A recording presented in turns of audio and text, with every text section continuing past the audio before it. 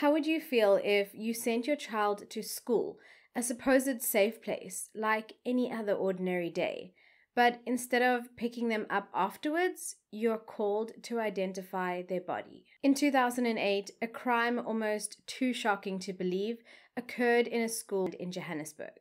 Very soon, the media went wild, and accusations of the occult and satanism dominated the headlines. In the midst of this satanic panic, not only was the victim forgotten, but the more plausible motives and factors that led to this crime were overlooked. So today, we're diving in to further understand the mind behind the samurai killer, Morne Harmse.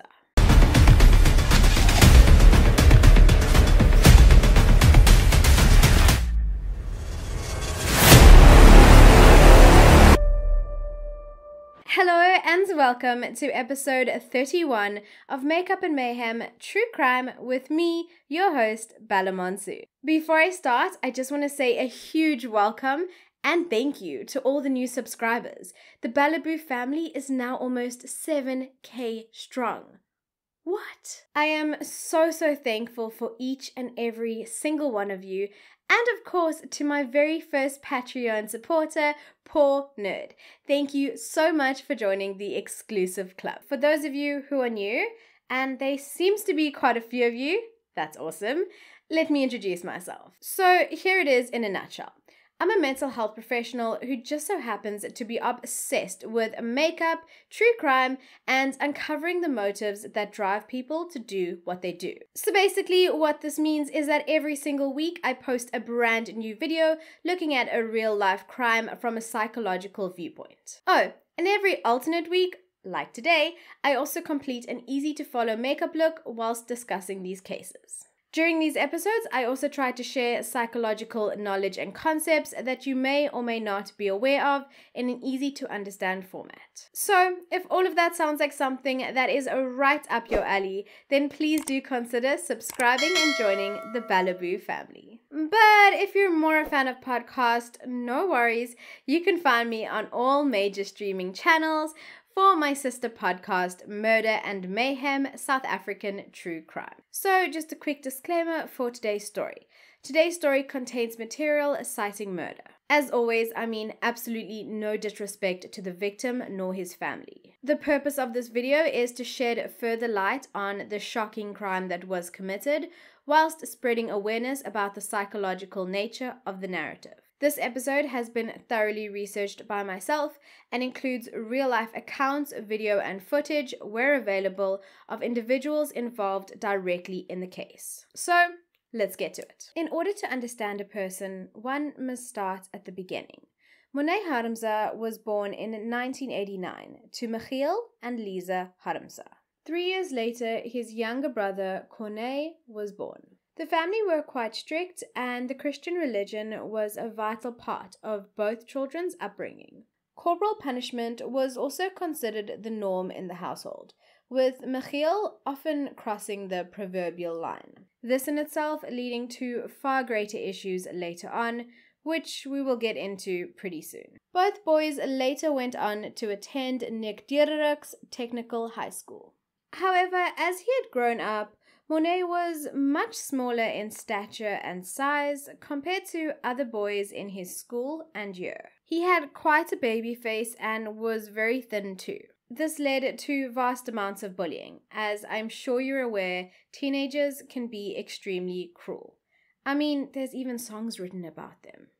His parents had allegedly spoken to the school and teachers on multiple occasions, but nothing was ever done and the bullying continued. Home life was a little different for Morne though. At home, within his room, within his safe space, he was the master of his own destiny. He collected swords of various sizes that his father had bought him over the years. He also had a great deal of privacy in the home, with him having the privilege of being able to lock his bedroom door whenever he pleased, according to statements by his parents later on. Even though outside of his room, the environment was sometimes far from being the greatest, Within his room, it was his sanctuary. It was a place where he listened to his favorite bands, Slipknot being one of them, and played video games. Pretty average teenage boy stuff. He also filled the space with items that he felt drawn to. Among these, tarot cards, masks, posters of Eastern influence, and little sculptures of dragons. He was also quite obsessed with ninjas, and he had a deep fascination for the culture that surrounded them. Among his bedroom contents, there were also detailed drawings of the school grounds, as well as a homemade Afrikaans Ouija board. Yeah, it sounds like a knockoff episode of Supernatural, but I'll get to that in a bit. Keeping all of that in mind though, it does appear that Morne wasn't a complete outcast at school though, and he did have a small group of close friends. I think there were about 6 boys in total. And it was with these boys that a plan was hatched. Weeks and even months perhaps in the making, from Morne's side at least. The boys were all in grade 12, the very last year of school. Morne and his friends wanted to do something big, something to cause a stir, something with impressive consequences, as they had put it. They wanted to be noticed by their peers. It's unclear when exactly this idea was born, but on Friday, August 15th of 2008, the boys, as far as Morne was aware, had solidified their plans. They were going to commit a massacre at their school. Each boy had mentioned and discussed what he would be doing and the role that he would be playing. Some boys had the idea that an exploding device should be used, whereas other boys thought that they should rather use firearms. Morne so kindly also offered to bring extra swords and masks for the boys who did not have access to any weapons. Another boy, we'll call him Donnie, had also planned to make a homemade exploding device. And so, in Morne's mind, the plan was set. That very Friday, during class, the students were asked to discuss their plans for the future. Morne's answers should have definitely raised some red flags for the teachers and the staff. Morne had expressed the notion that he really wasn't prepared for exams and he didn't believe that his family had much faith in him. He followed that statement with the notion that he would rather be a bum in jail than a bum on the street. I mean, if that doesn't scream red flag to a teacher, then I'm not sure what does. It seems quite obvious, although now in hindsight, that there was something seriously wrong with Morne's thought pattern. And so, with the day done, school ended and all of the boys went home their separate ways. Over the weekend, Morne sent Donnie a message to see how progress on making the device was going. Now, let's just pause right there. I mean, these boys are 17, 18 years old with no prior experience, living with their parents and expecting to make this device and still keep it under wraps from their family and the people that they live with. Sounds like a great plan. Anyway, Donnie had responded and he had told Morne not to worry, everything was going according to plan. Morne would spend the weekend sharpening his swords in preparation. Also that weekend, Morne's parents, upon his request, had bought him a clown mask from the local fancy dress store in the area. And that Monday morning, the 18th of August, Morne was ready. He packed a large red bag with knee guards, elbow guards, gloves, as well as black paint, the weapons, 3 swords, 1 small knife, and a sword belt, as well as the masks that the boys had discussed. He had brought 3 masks with him, all customized and inspired by one of his favorite bands, Slipknot, who changed their masks for every album they release. One mask was a clown mask, one resembled a gas mask, and the last was what Morne termed the maggot mask, a leather-looking mask with dreadlocks, inspired by the Volume 3 era of Slipknot. And so that morning he made his own way to school, which in itself was odd, as his mother always dropped the 2 boys off at school in the mornings. And so Morne arrived just after 7 a.m. at school with all of his gear. He had immediately met his friend group and they had headed to the bathrooms. His one friend had put on a clown mask and armed himself with a sword, whilst the other boys were playing around with the weapons. During this time, Morne was putting his elbow and knee guards on. The friend that had been making the homemade device then brought it out, passed it to Morne, and told him not to pull on the string as it would go off. But for some reason, the very first thing Morne did was pull on that string. Immediately, another boy had grabbed it from him and thrown it out the bathroom door. And they waited. And they waited. And nothing happened. Yeah, big surprise. The homemade device was a dud. In the next few minutes, the bell rang, which meant that assembly was starting soon, and so the boys had taken off the masks, they had put the weapons down, and they had started to leave so that they could go to this assembly. Morne was stunned. In a minute, his friends, his partners in crime, had abandoned their great plan in order to go to a lame school assembly. I can only imagine that at that point he felt a mixture of disappointment, frustration, anger, and perhaps even embarrassment. To his already low self-esteem, this was a fatal knock. And it was also in that moment that Morne realized that he was not going to stop. He placed the sword belt that he had brought with him around his waist, and he holstered two smaller swords, a Sekizo ninja sword and a small katana. He then armed himself with his 60-centimeter long samurai sword. By this stage, he had already applied the black face paint in almost war markings, and so he had placed the maggot mask back onto his face. It was around 7:20. He was ready. Just a few moments after he had exited the bathroom, a group of boys, some of his friends included, had bumped into him on their way to assembly. They stopped and they had laughed, thinking that this was a prank or something. The anger in Morne had reached boiling point, and seeing pure red, he had looked over to a group of matric girls who were walking past and said, "Hey, do you want to see something cool?" He then proceeded to raise his sword to the very first person he saw, which just so happened to be grade 10 student Jacques Pretorius. Now, for just a short moment, I want to tell you about Jacques Pretorius, because no one has. I've watched a couple of videos and read so many articles on this case, and sometimes they even get his name wrong. He is a victim whose voice is constantly lost throughout this sordid narrative. So please allow me a moment to tell you about who he was before we continue. I also just want to thank Leonie Pretorius and the Pretorius family for sharing with me the following images and information. Jacques Pretorius was born on the 15th of January 1992.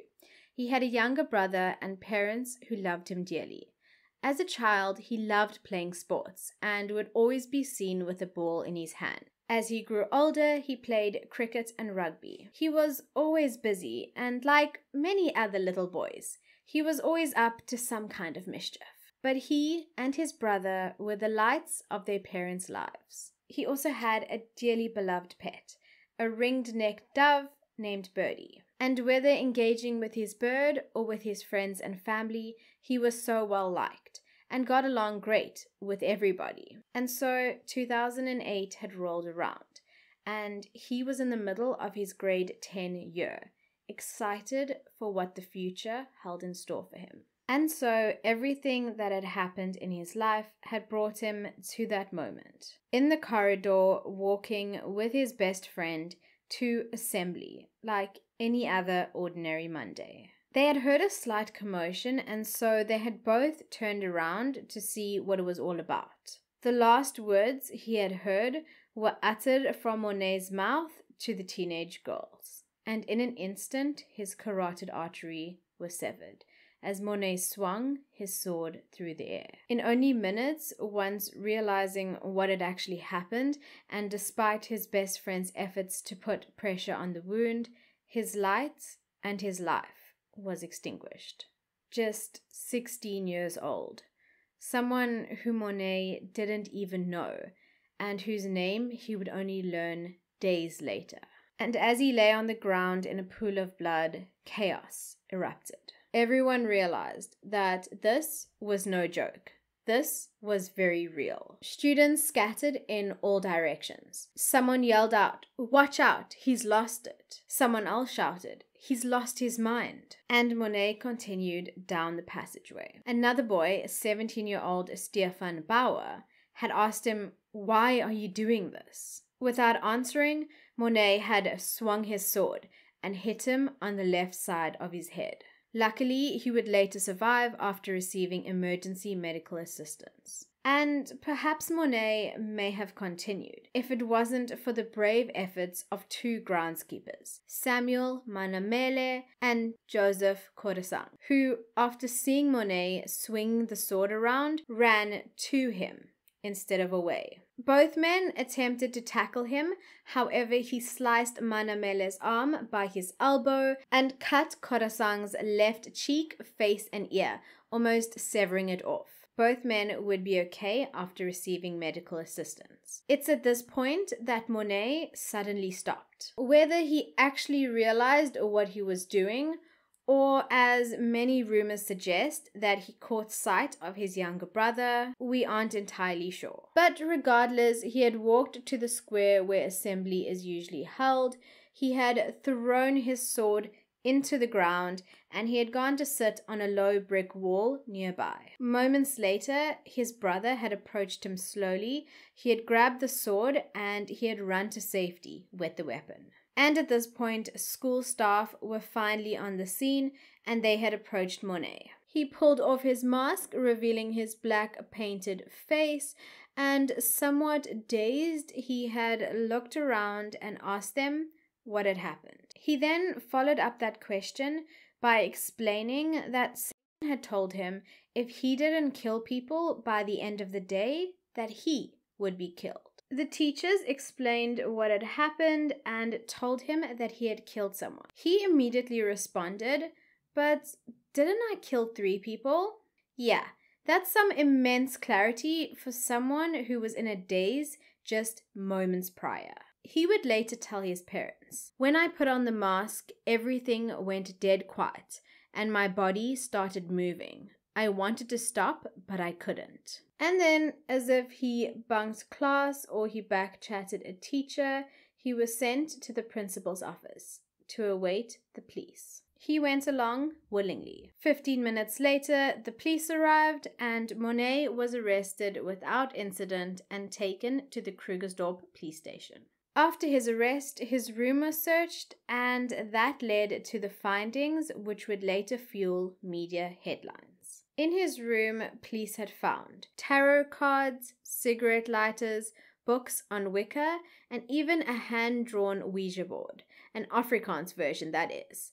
Instead of the traditional yes and no, there was ja, nee, scrawled on the cardboard. Along with the items immediately linked to the occult, there were also detailed drawings of the school's floor plans, as well as the actions that each individual who would be involved in the attack was going to take. The plans themselves signaled intent, and the rest of the items would lead to the emerging satanic panic in Krugersdorp, and actually, in true butterfly effect fashion, the beginning of another insane case, which I will definitely mention shortly. So during this time, Morne was being held in the Krugersdorp prison, and he was evaluated by a psychiatrist, M.M. Molefi Letseho. Letseho went on to state that Morne had told him that he had seen a ghost in a field on a farm his parents rented, and that this ghost had instructed him to become a Satanist. He also noted that Morne showed signs of depression,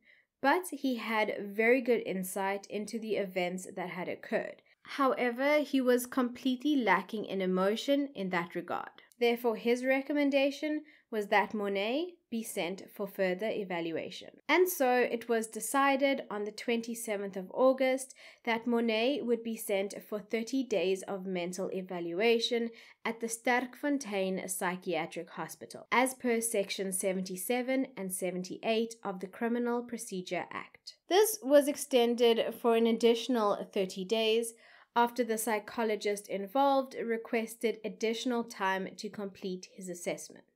And here's why. During those initial 30 days, Morne was presenting with psychotic features. However, he lacked many of the hallmarks of someone truly suffering from mental illness with psychosis, as with schizophrenia patients, for example. This behavior baffled Franco Visser, the man tasked with his assessment. It was only when the observation period was extended did Lisa, Morne's mother, come forward to speak to Visser. She then made admissions that completely changed the game. She would go on to state that she was concerned about Morne's behavior, and that she had been for a long time. He apparently had a history of petty theft, and he had been known in the past to show many signs of aggression. She described him as a deep, eccentric sort of person who, as a young man, expressed pain and heartache, easier in the form of aggressive expression. She would also go on to state that he experimented with dacha,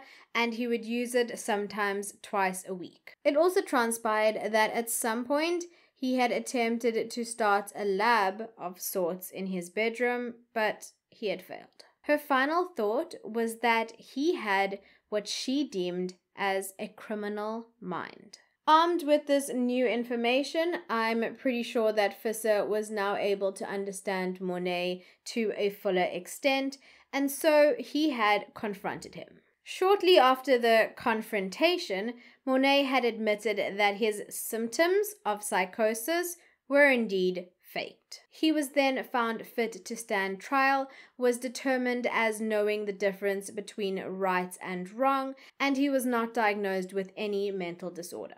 During the trial, social worker Annette Vergeer, who had testified in high-profile cases such as the Oscar Pistorius trial, testified to the court that Morne emotionally functioned at a younger age than his chronological age. Her report consisted of interviews with various people from his life: his parents, his school peers, the families of his victims, as well as the clinical psychologist who had evaluated him. It was later established in court that Morne's home environment was turbulent, with his parents having their own marital issues and those eventually having an effect on their children, Morne in particular. His mother had also suffered with her own mental health issues, and at times she had been suicidal. Morne had a very close relationship with her.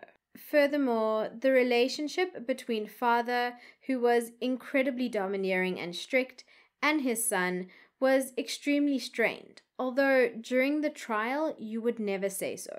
In the social worker's report, she made the following recommendations. She recommended that the court take Morne's age into consideration. She also mentioned the consideration of a rehabilitative approach and advised therapy. She went on to say that Morne should be placed in a youth prison that has an environment conducive to therapeutic health.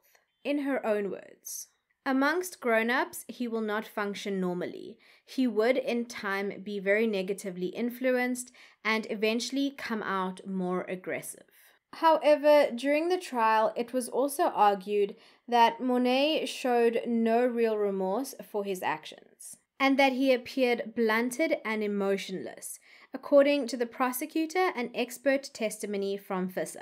He really didn't show too much emotion throughout the trial too, even when images of the victim or the crime scene were shown.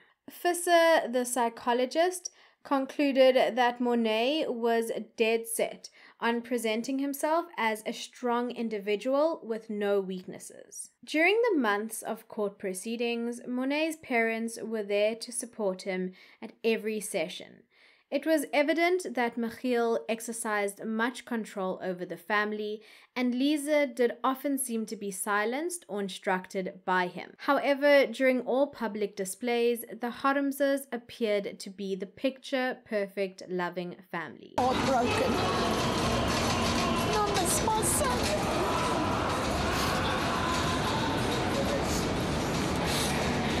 And he was always a very loving boy. And even this morning we met a guy that were in prison with him. He doesn't have a mother or a father.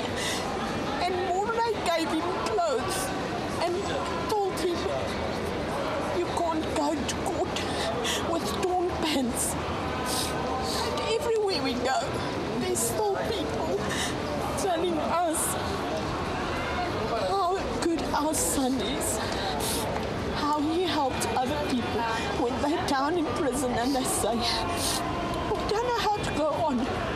Morne is the one that's actually lifting them up.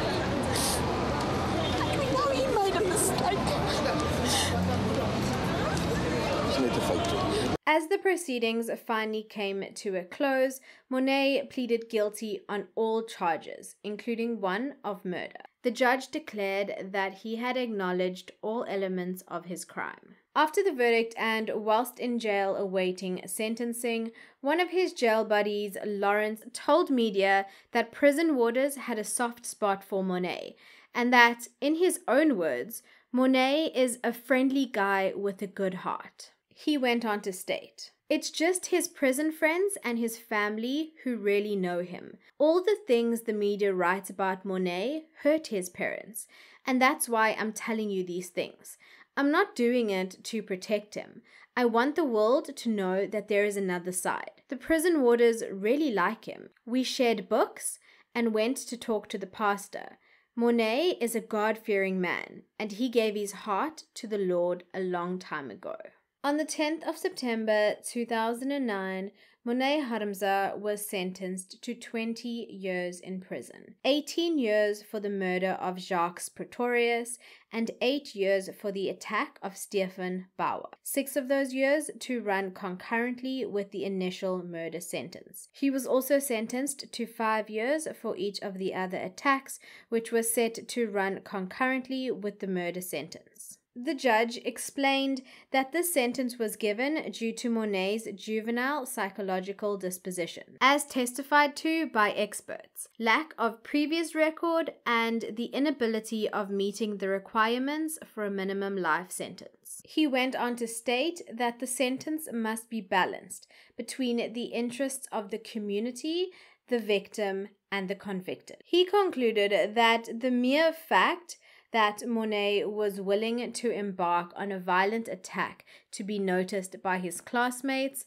was further evidence of his emotional and developmental problems. After the sentence was handed down, his parents immediately tried to console him and tell him, in his father's own words, to not worry. His parents both later publicly expressed the notion that they hoped that Morne would receive psychological help in prison, and that they were both thankful that he did not receive a life sentence. He will be eligible for parole in 2024, and he will be 34 years old. The mother of the victim, however, Adele Becker, was incredibly unhappy with the sentence given and had hoped that he would be sentenced to life imprisonment. She in particular had struggled to deal with the loss of Jacques, and for a while after his death, she would write him letters daily and take them to his grave. She also stated that she just could not forgive Morne for what he had done. So now that you know what was done, let's look at why and how this even happened in the first place. Firstly, because it was the most prevalent reason given for Morne's actions, let's explore the notion of satanic panic. Also, a shout out to an amazing subscriber, Big Friendly Giant 69, who recently actually left a comment chatting about satanic panic and expressing an interest in learning more about the concept itself in South Africa. I'm going to touch on it briefly here, but this one's for you. So, if you're not aware, South Africa, along with many other countries in the world, has experienced and to an extent still experiences what is termed satanic panic. So, I have actually discussed this term, this concept, this period of time in more detail in the Welkom killer couple case that I did, as well as the Elise Paula case. I will link both of those into the description box. But for a quick catch up, satanic panic refers to a moral panic in regards to alleged occult and satanic ritual abuse. Essentially, it also resulted in an increased fear of anything occult related, along with many false allegations or connections of crimes to malevolent forces. Oh, and fun fact, South Africa created the first and possibly only occult-related crime unit in the world. I do stand to be corrected though. During Morne's trial, the very founder of this now disbanded unit, a South African occult expert, Kobus Jonker, took the stand to share his thoughts on the case. He went on to state that although it appeared that Morne had been experimenting with Satanism, his involvement in such practices was superficial. But for me, personally, it was his reasoning that was quite interesting. He deduced from his experience that Morne could not be a Satanist due to several factors. Firstly, Morne had candles of other colors, not just red and black in his room. Apparently, according to Kobus, black candles help call on the darkness and red candles call on the energy of blood. Secondly, the bedding and curtains in Morne's room were not red and black, the colors a practicing Satanist would have. Thirdly, on the day of the attack, he did not speak in any demonic language. Next, there were no blood smears on the wall, which are seen when Satanists turn to devilish acts, apparently. And lastly, the posters and the images in his bedroom had more resemblance to Eastern religion, and so the expert's verdict was in. Morne was not a Satanist. However, in a statement given by Morne's parents shortly after the incident had actually made the news back in 2008, they had said in Afrikaans, which I will just loosely translate, it was unfortunately Morne's experimentation with Satanism that gave him a kind of protection for his psyche. However, the damage was already done, as the attack was classed as satanic, and the chaos that ensued afterwards would have such devastating consequences that no one could have anticipated. So, if you haven't heard about the butterfly effect, it basically refers to the theory that even the slightest change in one place or point can lead to drastically different results or outcomes. So why am I telling you this? Don't worry, I'll make it make sense right now. When this case first broke in Krugersdorp, panic ensued, as the people in the area were also deeply religious. At the time, a certain pastor, whose name you very well may recognize if you've watched my previous episodes, Ria Groeneveld, started what would later be known as the Know Your Enemy religious course that aided to tackle the issue of Satanism in the community. And it was through this course that the infamous Cecilia Steyn met Ria. And it was there that their long and sordid encounter began, which would ultimately end in the cult killings of 11 people. If you know, you know. And if you don't, here's the episode. So that very initial encounter was created and spurred on by Morne's crime. Talk about a small world. So besides the occult forces, many also believed that the music that Morne listened to had a role in the crime that he committed. Slipknot were immediately put under the scope, as it was their masks that Morne had attempted to recreate, and it was their music that he listened to.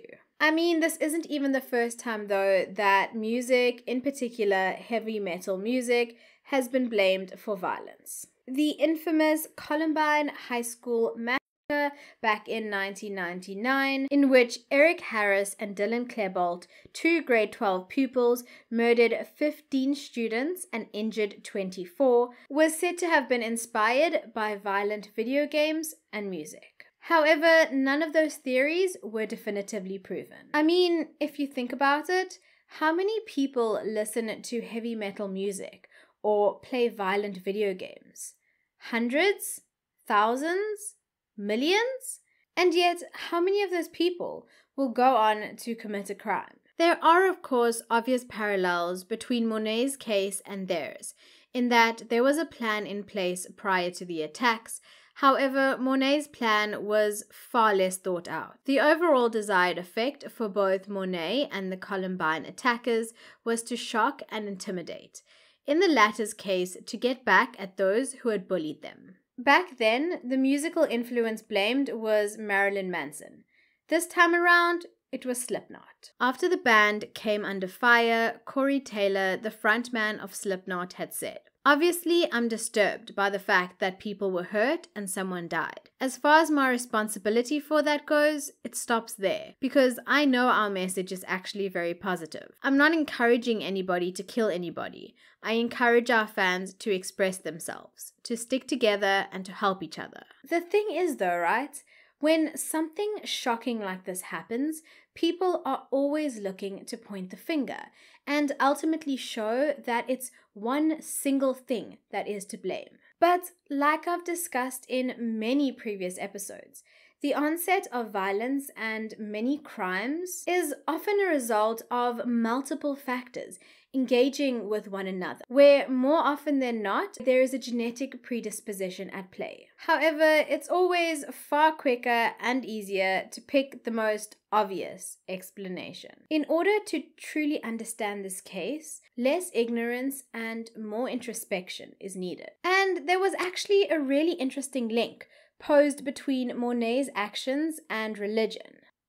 But not in the way you think. Within strict conservative Protestant homes, researchers have noted that corporal punishment is seen as a divine mandate. The belief is that a child's will must be broken by the parents in order for both parties to be saved from hell when Judgment Day arrives. So for Morne, the troubles began at home. As it was later divulged, his home life was allegedly unstable. A father is often a young man's main role model, and they hold major responsibility in teaching their children the way to not only engage with, but also to view the world. Morne, however, allegedly lived in fear of his father Michiel, who often crossed the proverbial line when it came to corporal punishment. Now, the corporal punishment debate is really always ongoing.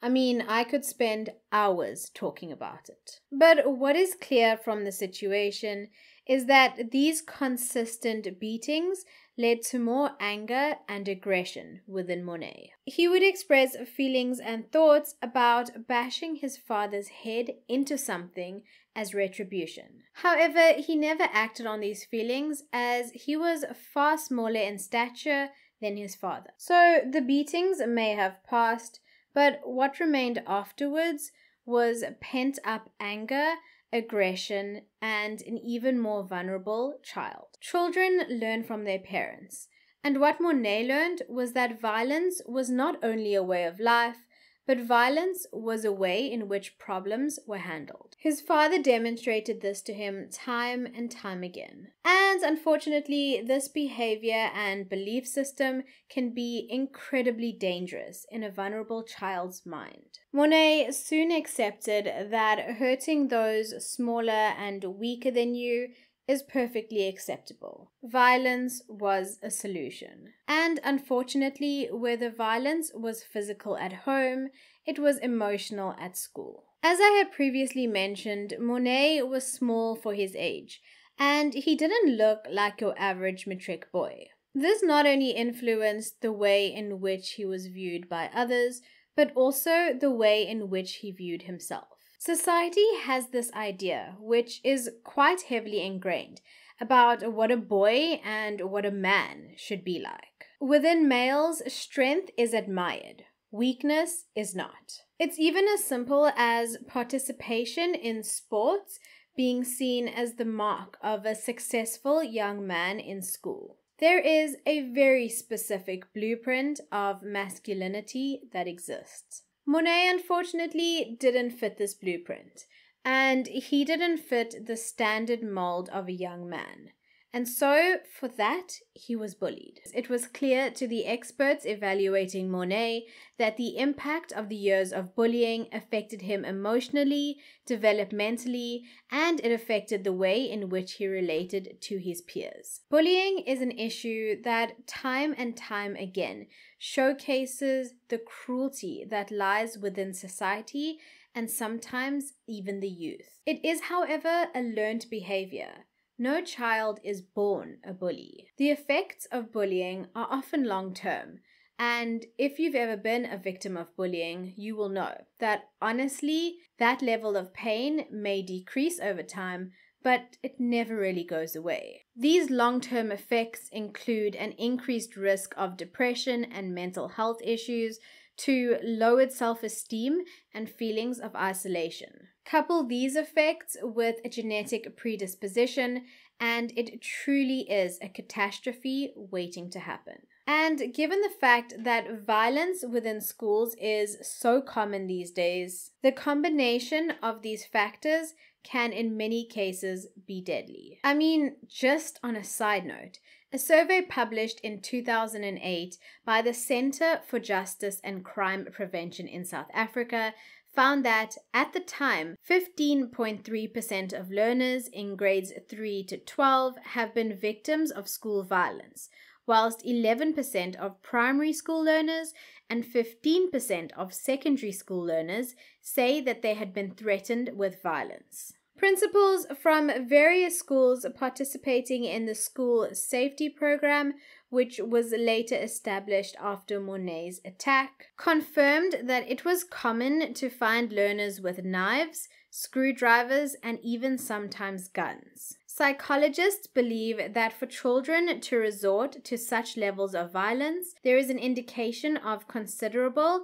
and sustained exposure to extreme violent situations at home or in wider society. So for Morne, school was not a safe place, and that was evident upon further investigation and inspection by the psychologist and social worker. And when he got home, that too was not exactly a safe space. He ended up searching for meaning in all the wrong places. He found ways of expressing himself through the tarot cards and sword collections, through the music he listened to, and even through attempting to become a satanist. He even at one point thought that if he could be a famous ninja, then he would be someone.